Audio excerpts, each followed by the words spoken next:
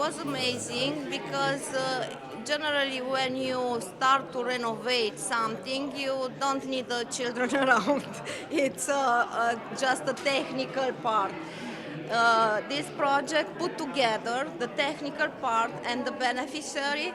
Um, they are very enthusiastic too because each of co-design meetings turn into lessons, into process of learning for them.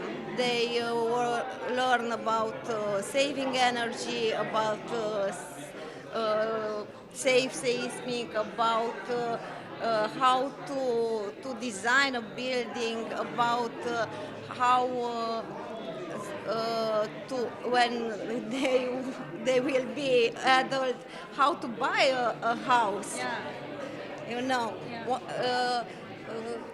it's important for students to know that school is not only a building. Temporary building, but is a building when they are learning and they feel safe, and they feel safe, and they, how can I say, put a mark, a personal mark from school to school.